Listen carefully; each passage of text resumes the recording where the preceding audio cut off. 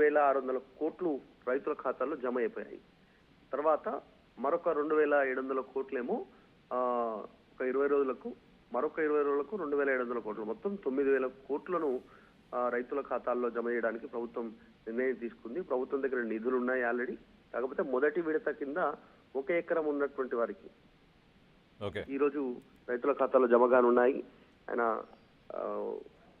కాకపోతే ప్రతిపక్షాల నుంచి విమర్శలు ఉన్నాయి. గతం నుంచి మొదటి నుంచి కూడా రైతు పెట్టుబడి సహాయం అనేటువంటిది పంటకు ఎగ్జాక్ట్లీ పంట వేసే ముందు ఇవ్వాల్సినటువంటిది ఆల్రెడీ పంట వేశారు. ఇప్పుడు కోతకు వచ్చినటువంటి పరిస్థితి, ఈ సమయంలో ఇస్తే దాన్ని పెట్టుబడి సహాయం ఎలా అంటారు అనేటువంటిది వాళ్ళు క్వశ్చన్ చేస్తా ఉన్నారు. అయినప్పటికీ కూడా మొత్తం 70 లక్షల మంది రైతులకు 9,000 కోట్ల రైతు భరోసా నిధులను ప్రభుత్వం డైరెక్ట్ గా రైతు ఖాతాల్లో జమ చేయడానికి ప్రభుత్వం నిర్ణయం తీసుకుంది. ఇది మొత్తం 3 విడతల్లో జమ కానున్నాయి.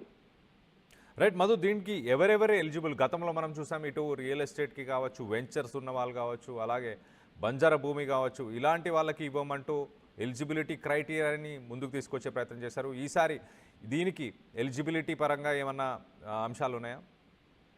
అంటే గతంలో కాంగ్రెస్ అధికారంలోకి రాగానే దీన్ని తెరపైకి తీసుకొచ్చారు.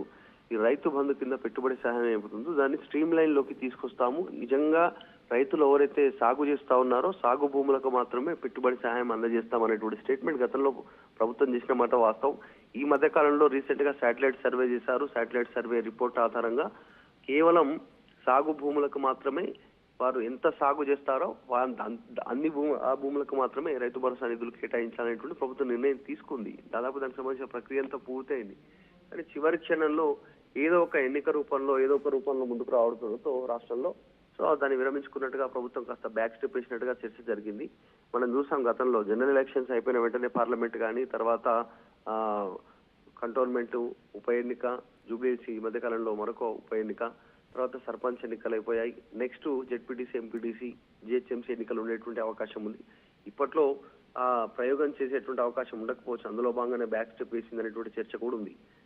శాటిలైట్ సర్వే ద్వారా కేవలం ఇప్పుడు ఎగ్జాంపుల్ 10 ఎకరాల భూమి ఉండి అందులో కేవలం 2 నుంచి 3, 4 ఎకరాలు, 5 ఎకరాలు సాగు చేస్తే ఆ 4-5 ఎకరాలకు మాత్రమే పెట్టుబడి సహాయం అందించాలి. సాగు చేయని భూమికి పెట్టుబడి సహాయం ఇవ్వద్దు అనేటువంటి ప్రభుత్వం నిర్ణయం తీసుకుంది. తర్వాత గతంలో రియల్ ఎస్టేట్ భూములకి ప్లాట్లుగా అమ్ముడుపోయినటువంటి వాటికి కానీ, గుట్టలు, చెలకలు, బీడు భూములు ఏవైతున్నాయో వాటికి సంబంధించినటువంటి విషయంలో కూడా కాస్త నిర్ణయం తీసుకుందాం అనుకున్నారు. కానీ చివరికి యథావిధిగా గతంలో బీఆర్ఎస్ హయాంలో ఏ రకంగా అయితే పెట్టుబడి సాయం అందించారో అదేవిధంగా కంటిన్యూ చేసే ప్రయత్నం అయితే చేస్తారు. ఈసారికి ఫ్యూచర్ లో ఎన్నికలు అయిపోయిన తర్వాత మాత్రం దీన్ని స్ట్రీమ్లైన్ చేయడానికి ప్రభుత్వం సిద్ధంగా అయితే ఉంది. కాకపోతే నిన్న ముఖ్యమంత్రి స్టేట్మెంట్ చేశారు, రైతులకు అన్నగా ఈ నిర్ణయం తీసుకుంటున్నాను,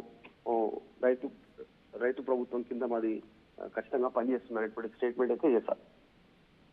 రైట్, నిన్న నర్మెట్ట గ్రామం సిద్దిపేట జిల్లాలో సీఎం రేవంత్ రెడ్డి ఏం మాట్లాడారో ఒక్కసారి ఆయన మాటలను వినే ప్రయత్నం చేద్దాం.